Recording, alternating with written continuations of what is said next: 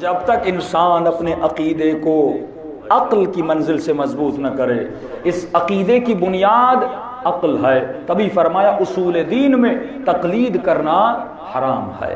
فروع میں تقلید کیوں واجب ہوتی ہے؟ کیونکہ جب آپ نے اصول کو عقل سے مان لیا تو آٹومیٹیکلی فروع میں تقلید کرنی پڑتی ہے۔ کیسے؟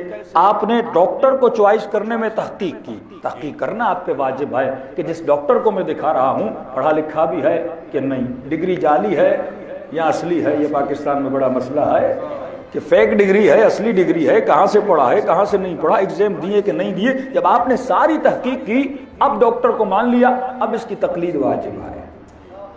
اب جو نسخہ لکھے گا آپ اس نسخے پہ عمل کریں گے۔ پہلے خدا پر تحقیق کرنی، واقعاً میرا رب ہے۔ جب آپ نے عقل سے تسلیم کر لیا، اب جو رب کہے گا اس کی تقلید واجب ہو جائے گی۔ جب رب کو تسلیم کیا پھر مصطفیٰ کو تسلیم کرنا پڑے گا۔ جب تحقیق کی واقعاً یہ اللہ کا نبی تھا، اس نے معجزہ لایا، اس نے کتاب لائی، اس نے زحمتیں اٹھائی، سارے قرائن کو دیکھو گے۔ جب مصطفیٰ کو نبی تسلیم کر لیا اب اس کی مصطفیٰ کی تقلید بھی واجب ہو جائے گی۔ اب مصطفیٰ کسی کا ہاتھ بلند کر کے کہے کہ من کنت مولا ہو فہذا علی مولا، جس کا میں مولا ہوں اس کا علی مولا ہے۔ لیکن اگر عقل نہ ہو، بندہ اگر عقل سے کام نہ لے، کل میں نے چند مثالیں آپ کی خدمت میں پیش کی کہ انسان اگر عقل کا استفادہ نہ کرے، آج ہر مسلمان کو آپ عقل کے ذریعے سے مکتب اہل بیت میں لا سکتے ہیں۔ یہی من کنت مولا فہذا علی مولا، جس کا میں مولا اس کے علی مولا۔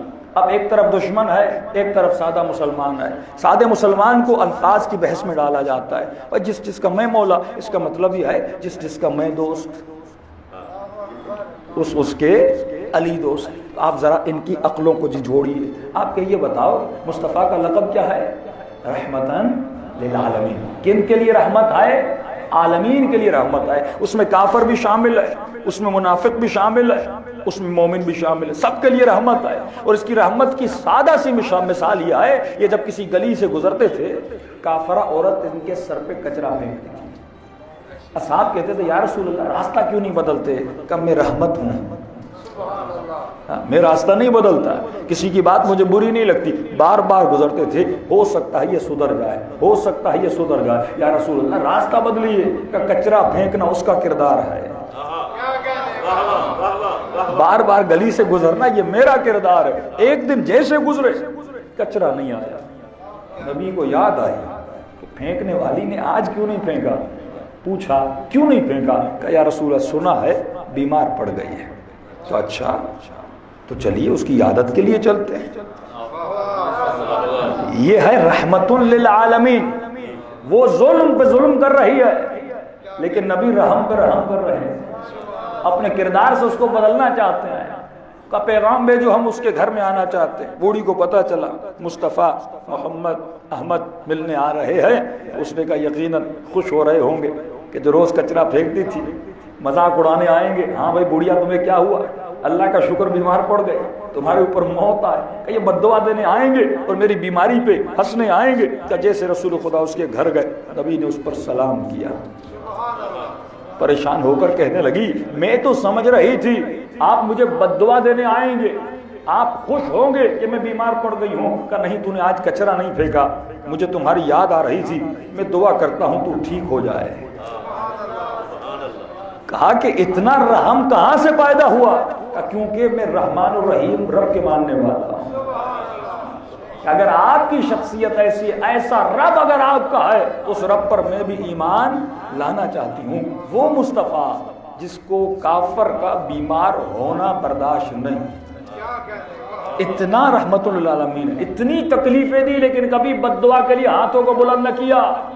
اب اے مسلمان ذرا اپنی عقل سے سوچ، آخری حج ہے، حج سے واپس آتے ہیں، واپس آتے ہوئے اتنی گرمی ہے کیا صاحب کہتے ہیں کہ ہم اپنی ابا کے دامنوں کو سر پہ ڈال دیتے تھے، پاؤں جلتے تھے تو کبھی ابا کو پاؤں کے نیچے دے دیتے تھے، کبھی اونٹوں کے پالانوں کے نیچے بیٹھ جاتے تھے، اتنی شدید گرمی۔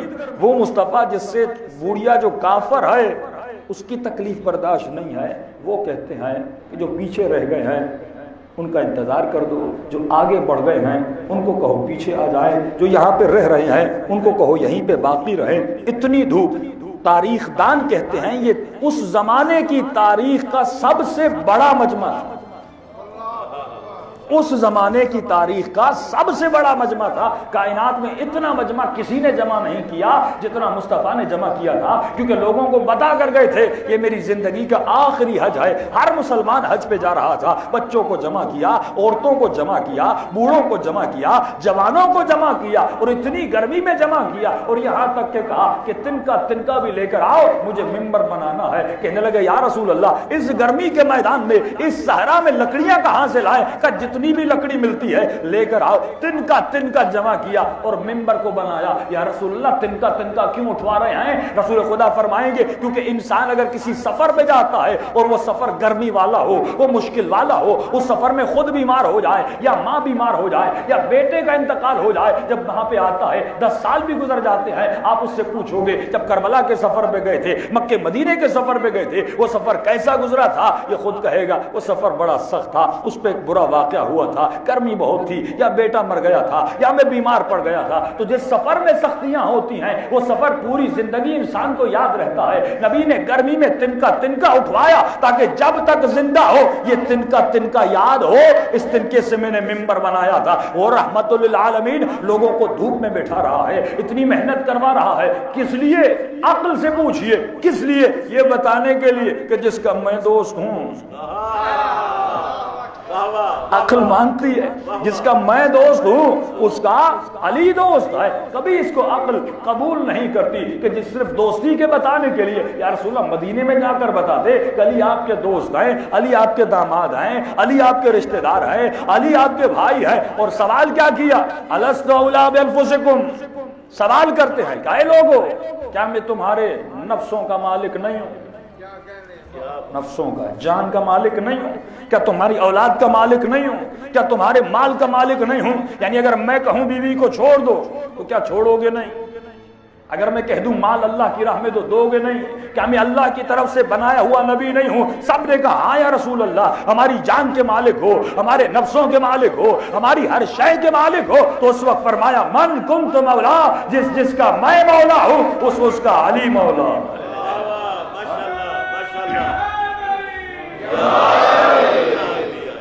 اب اور مسلمان خود سے پوچھے، جس مسلمان کے دل میں محمد کی اتنی محبت کہ اس کی جوتیاں سر پہ رکھے، اتنی محبت کہ اس کے ایک بال کو دیکھنے کے لیے لاہور میں مجمع جمع ہو جائے، پتہ نہیں کہ وہ بال مصطفیٰ کا ہے بھی کہ نہیں، لیکن نسبت ہے کہ بال نبی کا ہے، لیکن اتنا مجمع جمع ہو جاتا ہے، جوتی کی صرف شکل ملتی ہے، جوتیوں کو سر پہ باندھا جاتا ہے، اتنی مصطفیٰ سے محبت پائی جاتی ہے، زلفوں کو بڑا کیا جاتا ہے، یہ نبی کی سنت ہے، کالی کملی پہنی جاتی ہے، یہ نبی کی سنت ہے، اماموں کا رنگ سبز کیا جاتا ہے کیونکہ مصطفیٰ کے گنبد کا رنگ سبز ہے، اس کی دیواروں کو چوما جاتا ہے، مصطفیٰ اور مدینے کی گلیوں کو میٹھا میٹھا کہا جاتا ہے، یہ سارے عقیدے کی بنیاد پہ کہا جاتا ہے، محبت کی بنیاد پہ کہا جاتا ہے۔ جب عظمت احترام پہ مسلمان آتا ہے تو نبی کی جوتیوں کو سر پہ رکھتا ہے، اور بے-احترامی کا یہ عالم کہ نبی کو اپنا دوست کہے۔ ہاں؟ نبی کیا دوست بن سکتے ہیں؟ وہ تو نبی ہیں، وہ تو رسول ہیں۔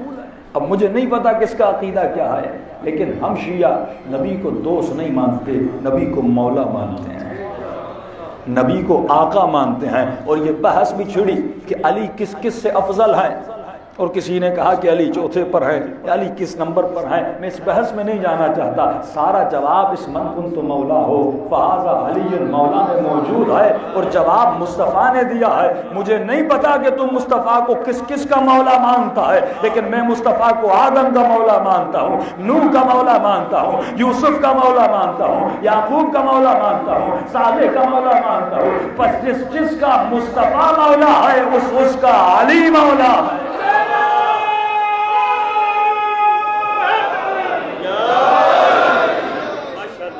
اب یہ سوچنا ہے کہ مصطفیٰ کن کن کے مولا ہیں، کن کن کے آقا ہیں۔ مصطفیٰ انبیاء کے مولا ہیں، مصطفیٰ اصحاب کے مولا ہیں، مصطفیٰ مسلمانوں کے مولا ہیں، مصطفیٰ ہمارے نفسوں کے مولا ہیں، اور فوراً کہا جس کا میں مولا ہوں بس اس کو علی کو بھی اپنا مولا ماننا چاہیے۔ اس وقت سب نے علی کو اپنا مولا مانا۔